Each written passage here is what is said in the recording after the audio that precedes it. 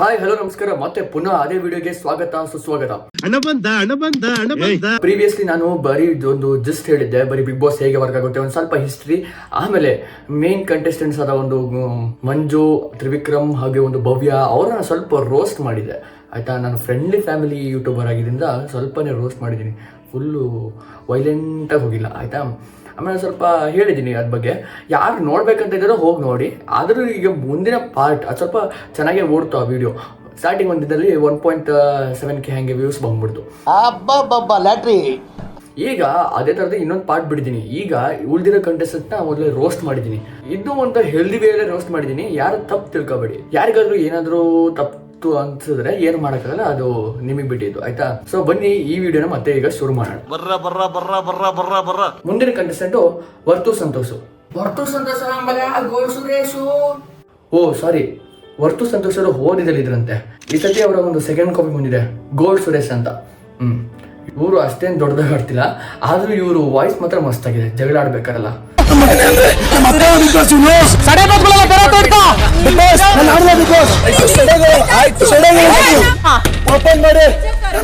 ಇನ್ನು ಮುಂದಿನ ಕಂಟೆಸ್ಟೆಂಟ್ ನವಗ್ರಹ ಫಿಲಮ್ ಅಲ್ಲಿ ಆಕ್ಟ್ ಮಾಡಿರುವಂತ ಚಪಾತಿ ಬಾಯ್ ಅಂತಾನೆ ಹೆಸರಾಗಿರುವ ಧರ್ಮ ಕೀರ್ತಿರಾಜ್ ಅವ್ರ ಬಗ್ಗೆ. ಚಾಕ್ಲೇಟ್ ಬಾಯ್ ಅಂದಿದ್ದೆ ನಾನು, ಚಾಕ್ಲೇಟ್ ಬಾಯ್ ಅಂದಿರ್ಬೋದೇನೋ. ಇವರು ಚಪಾತಿ ತಿನ್ಸಲ್ಲ ಬ್ಯುಸಿ ಆಗಿದ್ದಾರೆ, ಇನ್ನು ಹೋಗ್ತಾರೆ ಅನ್ಸುತ್ತೆ. ಇವರು ಯಾರಿಗೂ ಗೊತ್ತು, ಈ ವಿಡಿಯೋ ಬರ್ಸ್ತಿದ್ರೆ ಅವರು ಮನೆಗೆ ಹೋಗಿರ್ಬೋದೇನೋ. ಇನ್ನು ಇವರ ಫ್ರೆಂಡು ಏನೋ ಗೊತ್ತಿಲ್ಲ, ಫ್ರೆಂಡ್ ಅನ್ಕೊಳ್ಳಿ, ಫ್ರೆಂಡ್ ಆದ ಅನುಷ್ ಅವರು ಕೂಡ ಹೋಗಿದ್ದಾರೆ ಬಿಗ್ ಬಾಸ್ ಮನೆಯಿಂದ. ಇವರು ಅಷ್ಟೇನು ಆಟ ಆಡ್ತಿರ್ಲಿಲ್ಲ, ಇವ್ರನ್ನ ಕಳ್ಸ್ಕೊಟ್ಬಿಟ್ರು. ಆಮೇಲೆ ಹಂಸ ಮೇಡಮ್ ಅವರು ಏನು ಆಡ್ತಿರ್ಲಿಲ್ಲ, ಅವ್ರಿಗೆ ಕಳ್ಸ್ಕೊಟ್ಬಿಟ್ರು.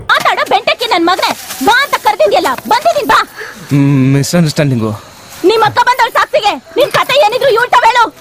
ಮುಂದೆ ಯಮುನಾ ಶ್ರೀನಿಧಿ ಅಂತ ಒಬ್ರು ಇದ್ದು. ಯಪ್ಪ ಇವ್ರು ವಾಯ್ಸ್ ಗುರು, ಏನ್ ಗುರು ಇದು ವಾಯ್ಸು, ಕಾಗಿನೇ ಕರ್ಕಶ ಅನ್ಕೊಂಡ್ರೆ ಇವ್ರ ವಾಯ್ಸ್ ಇನ್ನ ಕೇಳಿಸ್ಕೊಳಕ್ಕೆ ಆಗಲ್ಲ.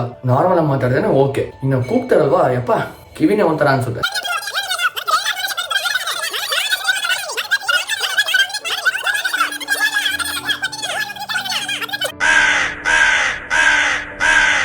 ಇನ್ನು ಗೌತಮ್ ಯಾದವ್, ಇವರು ಪಾಸಿಟಿವಿಟಿ ಅಂತ ಕೂತ್ಕೊಂಡಿರ್ತಾರೆ. ಇವರು ಮಂಜನನ ಗೆಳತಿ ಕೂಡ ಅಂತ ಫುಲ್ ಫೇಮಸ್ ಆಗ್ಬಿಟ್ಟಿದ್ದಾರೆ. ಪಾಸಿಟಿವಿಟಿ ಅಂತ ಇರ್ತಾರೆ. ಏನೋ ಹಂಗೆ ನಡ್ಕೊಂತಿದ್ದಾರೆ, ನಂಗೇನು ಅಷ್ಟೇನು ಡಿಫೆಕ್ಟ್ ಏನು ಕಾಣಿಸ್ಲಿಲ್ಲ. ಆಮೇಲೆ ಒಬ್ರು ಮರ್ತೇ ಬಿಟ್ಟೆ, ಮಾನಸ ಅಂತ ಇದ್ರು, ತುಕಾಲಿ ಅವರ ವೈಫು. ತುಕಾಲಿ ಸಂತೋಷ್ ಅವರು ಲಾಸ್ಟ್ ಟೈಮ್ ಬಂದಿದ್ರು, ಇಷ್ಟೆಲ್ಲ ಎಂಟರ್ಟೈನ್ ಮಾಡಿದ್ರು ಅಂದ್ಬಿಟ್ಟು ಈ ಸತಿ ಅವರು ವೈಫ್ನ ಕಟ್ಬಿಟ್ರು. ಅವ್ರಿಗೊಂದು ಸರ್ರೆ ಟ್ರೋಲ್ ಮಾಡ್ಬಿಟ್ರು ಆ ಒಬ್ಬ ವ್ಯಕ್ತಿ ಕಾರಣದಿಂದಾಗಿ. ಆ ವ್ಯಕ್ತಿ ಬಗ್ಗೆ ನಾನು ಲಾಸ್ಟಿಗೆ ಹೇಳ್ತೀನಿ. ಫುಲ್ ಹಂದಿ ಗಿಂದಿ ಅಂತ ಅನ್ಕೊಂಡೆಲ್ಲ ಇನ್ಸ್ಟಾ ಫೇಸ್ಬುಕ್ಕಲ್ಲೆಲ್ಲ ಟ್ರೋಲ್ ಮಾಡಿ ಬಿಸಾಕ್ಬಿಟ್ರು ಆ ಒಬ್ರು ಮೇಡಮ್ನ.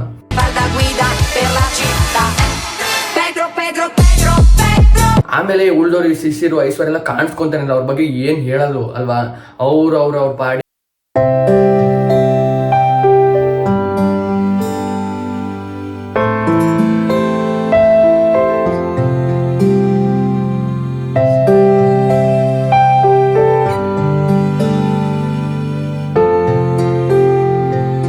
ಇಬ್ರು ದೊಡ್ಡ ವ್ಯಕ್ತಿಗಳಿದ್ರು.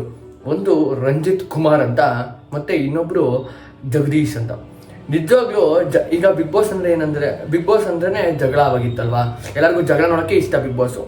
ಈ ಜಗದೀಶ್ ಅವರಿಂದ ಬಿಗ್ ಬಾಸ್ TRP ಮೇಲೆ ಹೋಗ್ತಾನೇ ಇತ್ತು. ಚೆನ್ನಾಗಿ ಅನಿಸುತ್ತೆ ಎಲ್ಲರಿಗೂ ಬಿಗ್ ಬಾಸ್ ನೋಡೋಕ್ಕೆ, ಈ ಜಗದೀಶ್ ಇದ್ದಾರೆ ಅಂತ, ಏನೋ ಜಗಳ ಆಡ್ತಾರೆ ಅಂತ. ಆದ್ರೆ ಇವ್ರು ಬಿಗ್ ಬಾಸ್ಗೆ ಬೈಯಕ್ಕೆ ಸ್ಟಾರ್ಟ್ ಮಾಡ್ಬಿಟ್ರು ಗುರು.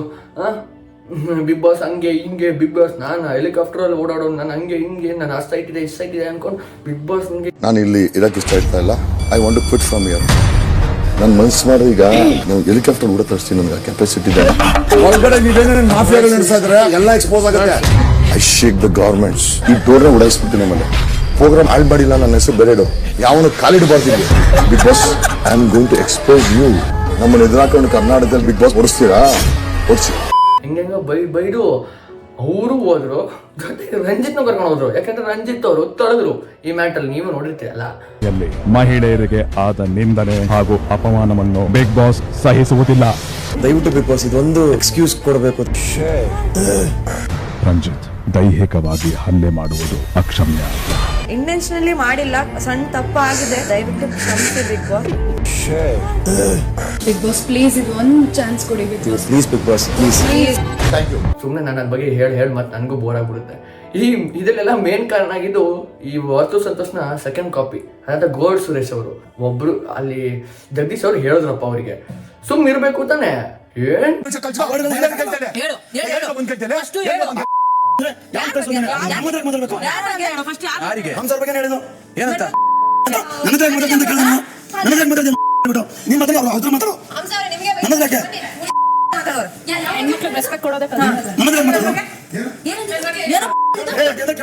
ನಾನು ಹೇಳಿದ್ದು ನನಗೆ ಮೋಸ ಮಾಡಿದವ್ರಿಗೆ ಅರ್ಥ ಆಯ್ತಾ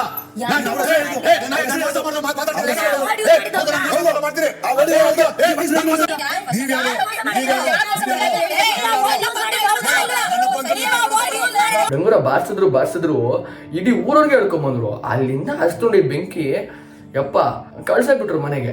ಆಮೇಲೆ ಕಳ್ಸಿದ್ಮೇಲೆ ಶನಿವಾರ ಬಂದ್ಬಿಟ್ಟು ನಾನು ಎಲ್ಲರಿಗೂ ಸಾರಿನ ಕೇಳ್ತಾ ಇದ್ದೀನಿ, ನನ್ನ ಮತ್ತೆ ಆದ್ರೆ ವಾಪಸ್ ತಗೊಳ್ಳಿ ಅಂತ ಕೂಡ ಒಂದು ಡೌ ಮಾಡ್ತಾರೆ. ಬಿಗ್ ಬಾಸ್ ಅಂದ್ರೆ ಡೌ ಮಾಡೋ ರಿಯಾಲಿಟಿ ಶೋ ಅಲ್ವಾ, ಸೊ ಅದಕ್ಕೆ ರಿಕ್ವೆಸ್ಟ್ ಇದೆ, ಇಫ್ ಪಾಸಿಬಲ್ ಟೇಕಿಂಗ್ ಬ್ಯಾಕ್. ಈಗ ಇವ್ರ ಬದಲಿಗೆ ನಮ್ಮ ಹನುಮಂತ ಬ್ರೋನ ಕಳಿಸ್ತಾರೆ. ಇವರು ಚೆನ್ನಾಗಿ ಆಡ್ತಾರೆ, ಆದ್ರೆ ಇವರು ಸ್ನಾನ ಮಾಡಲ್ಲ. ಅಧ್ಯಾಯದಲ್ಲಿ ಮೊದಲ ವೈಲ್ಡ್ ಕಾರ್ಡ್ ಹನುಮಂತ, ನಿಮಗೆ ಬಿಗ್ ಬಾಸ್ ಮನೆಗೆ ಸ್ವಾಗತ. ಆಮೇಲೆ ನಮ್ಮ ಇಲ್ಲಿ ಯೂಟ್ಯೂಬರ್ ಒಬ್ರು ಇದ್ದಾರೆ ಧನ್ರಾಜ್ ಅಂತ, ಇವ್ರದ್ದು ಅಷ್ಟೇನು ಗೇಮ್ ಪ್ಲೇ ಇಲ್ಲ. ಹನುಮಂತ ಅವರು ಸಖತ್ತಾಗಿ ಒಂದು ಎಂಟರ್ಟೈನ್ಮೆಂಟ್ ನ ಕೊಡ್ತಾ, ಅವರು ಒಂದು ಹಳ್ಳಿ ಭಾಷೆಯಲ್ಲೆಲ್ಲ ಮಾತಾಡಿಸ್ತಾ ಒಂಥರ ಎಂಟರ್ಟೈನ್ಮೆಂಟ್ ಅವರೇ ಕೊಡ್ತಿರೋದು ನನ್ನ ನಿಜವಾದ ಮನೆಗೆ.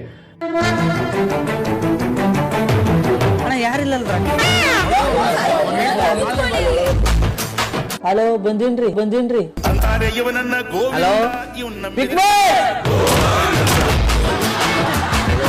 ಅವ್ರು ಬರ್ದಿಲ್ಲ, ನಾ ಹೇಳಕತ್ತೀನಿ. ಇವನಿಂದ ಇವನ್ ಕಾಲಿಟ್ಟಲ್ಲೆಲ್ಲ ಬಿಗ್ ಬಾಸ್ ತಾಟ್ ಎಲ್ಲ ಓಡ್ಯಾಕತ್ತವ್ರಿ, ಬೇರೆ ತಾಟ್ ಕೊಡ್ರಿ, ಸ್ಟೀಲಿನ ತಾಟ್ ಕೊಡ್ರಿ. ಓದ್ಯಾ SLC 50% ಎಕ್ಸ್ನಲ್ ಮಾಡೀನಿ, ನಿಮ್ಮವ್ ನಂಗೆ ಅನ್ಬಾರ್ದು ಸುಮ್ಕರ್. ಇದೆರಡು ಸಾಲದೆ ಇನ್ನಿಬ್ರು ದೊಡ್ಡ ವ್ಯಕ್ತಿಗಳು ಬರ್ತಾರೆ. ಒಬ್ರು ಹೆಸರು ಶೋಭಾ ಅಂತ, ಇನ್ನೊಬ್ರು ಹೆಸರು ರಜತ್ ಅಂತ. ಇವರಿಬ್ರು ಹೆಂಗಪ್ಪ ಅಂದ್ರೆ ಅವ್ರಂತೂ ರಜತ್ ಅವರಂತೂ ಬರೀ ಬೈಯೋದೆ ಅನ್ಕೊಳ್ಳಿ, ಕೆಟ್ಟ ಮಾತೆಲ್ಲ ಬೈದ್ಬಿಟ್ಟು ಇದು ಬಿಗ್ ಬಾಸ್ ಮಾಡ್ಕೊಂಡ್ಬಿಟ್ಟವ್ರು, ಪಕ್ಕ ಲೋ ಕ್ಲಾಸ್ ಬಿಗ್ ಬಾಸ್ ಮಾಡ್ಕೊಂಡ್ಬಿಟ್ಟವ್ರು ಅವರಂತೂ. ಅವ್ರದಂತೂ ಇದೇ ಕೆಲಸ.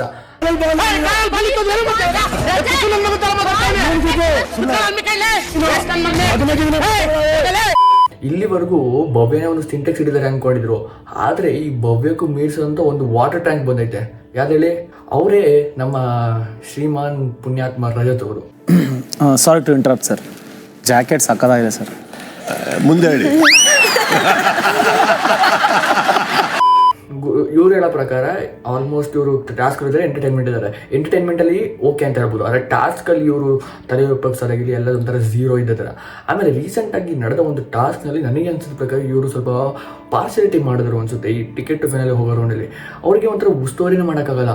ಆಮೇಲೆ ದೊಡ್ಡ ವಾಟ್ಸೋದು ಬೇರೆ ಅದಲ್ಲೂ ಒಂಥರ ಇವಾಗ ತ್ರಿವಿಕ್ರಮ್ ಟೀಮಿಗೆ ಅಥವಾ ಯಾರೋ ಒಂದು ಟೀಮಿಗೆ ಪಾರ್ಶಿಯಾಲಿಟಿ ಮಾಡ್ದಂಗೆ ಅನಿಸ್ತಿತ್ತು ರಜತ್ ಅವ್ರು ಮಾಡಿದ್ದು ಕೆಲಸ. ಆಮೇಲೆ ಶೋಭಾ ಅವರು ಸೀನಿಯರ್ ಅವರು, ಮುಂಚೆ Telugu Bigg Boss Tamil Bigg Boss ಎಲ್ಲ ಅವ್ರು ಇದ್ರು, ಈಗ ಅಲ್ಲಿಂದ ಇಲ್ಲಿಗೆ ಬಂದ್ಬಿಟ್ಟಿದ್ದಾರೆ. ಅಲ್ಲೂ ಏನ್ ಗೆದ್ದಿಲ್ಲ, ಇಲ್ಲೂ ಏನ್ ಗೆಲ್ಲಲ್ಲ, ಆಯ್ತಾ?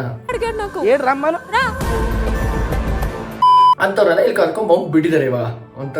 ಇವಾಗ ಮೈಸೂರು ಝೂನೇ ಎಷ್ಟೋ ವಾಸಿ, ಅಲ್ಲಾದ್ರೂ ಪ್ರಾಣಿಗಳು ಶಾಂತವಾಗಿರ್ತವೆ, ಇಲ್ಲಿ ಕಚ್ಚಾಡ್ಕೊಂಡಿರ್ತಾರೆ. ಜನಕ್ಕೆ ಬೇಕಾಗಿದ್ದು ಅರೆ ಬಿಡಿ ಅಲ್ವಾ? ಆಮೇಲೆ ಇದನ್ನೆಲ್ಲ ನೋಡ್ಕೊಂಡು TRP ಏರುತ್ತೆ ಅನ್ಕೊಂಡ್ಬಿಟ್ರು ಬಿಗ್ ಬಾಸ್. TRP ಅಂತೂ ಏನು ಏರಿಲ್ಲ, ಡೌನಲ್ಲೇ ಹೋಗ್ತಿದೆ. ಯಾಕಂದ್ರೆ ಇವಾಗ ಬಿಗ್ ಬಾಸ್ ನೋಡೋರು ಸಂಖ್ಯೆನೂ ಕಮ್ಮಿ ಆಗ್ಬಿಟ್ಟಿದೆ. OTT ಬಂದಾಗಿನ ಯೂಟ್ಯೂಬ್ ನೋಡ್ತಾರೆ, ಈ ಥರದ್ದೆಲ್ಲ ಸುಮಾರು ಪ್ಲಾಟ್ಫಾರ್ಮ್ಸ್ಗಳು ಮೂವಿ ಬರ್ತಿದೆ, ಎಲ್ಲ ಅದನ್ನೇ ನೋಡ್ಕೊಂಡ್ಕೊಡ್ತಾರೆ. ಅದಕ್ಕೆ ಹ್ಯಾಟ್ಸ್ ಆಫ್. ಸುದೀಪ್ ಅವರು ನೆಕ್ಸ್ಟ್ ಸೀಸನ್ ಬಿಟ್ಟು ಹೋಗ್ತಾರೆ ಅಲ್ವಾ? ಅವರು ಎಷ್ಟದ ಮಾಡ್ತಾರೆ ಹೇಳಿ? ಸುದೀಪ್ ಅವ್ರಿಗಾದ್ರೂ ಬೇಕು.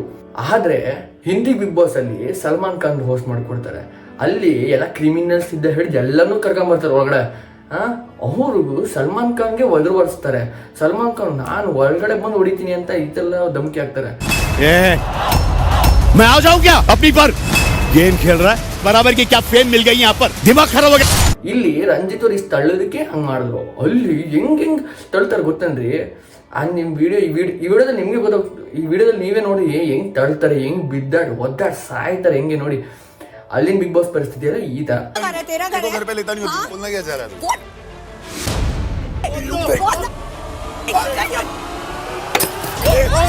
तेरा क्या लेना मेरे साथ?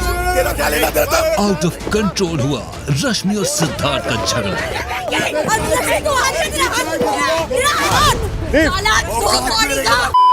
ಇದೆಲ್ಲ ನೋಡಿದ್ರೆ ಕಿಚ್ಚ ಸುದೀಪ್ ಅವ್ರ ಹೋಸ್ಟಿಂಗ್ಗೆ ಎಷ್ಟು ಬೆಟ್ರು ಅಂತಾನೆ ಹೇಳ್ಬೋದು. ಆಮೇಲೆ ಮಕ್ಕಳುಗಳ ಇದನ್ನ ಸಖತ್ ಎಫೆಕ್ಟ್ ಆಗ್ತಾರೆ. ಇದರ ಆಲ್ಟರ್ನೇಟಿವ್ ಆಗಿ ಟಿವಿಯಲ್ಲಿ ಪ್ರೋ ಕಬಡ್ಡಿ ಬರ್ತಾ ಇದೆ ಇವಾಗ, ಅದನ್ನ ತೋರಿಸಿ. ಅದನ್ನ ಬಿಟ್ಬಿಟ್ಟು ಎಲ್ಲ ಇದು ಬಿಗ್ ಬಾಸ್ ನೋಡ್ಕೊಂಡು ಕೂತ್ರೆ. ಆಮೇಲೆ ಪ್ರೀವಿಯಸ್ ವಿಡಿಯೋಲಿ ಏನಕ್ಕೆ ಅಷ್ಟು ಎಂಗೇಜ್ಮೆಂಟ್ ಬಂದ್ಬಿಡ್ತಿದ್ರೆ ಬರೀ ಒಂದೇ ದಿನದಲ್ಲಿ 1.7K ವ್ಯೂಸು.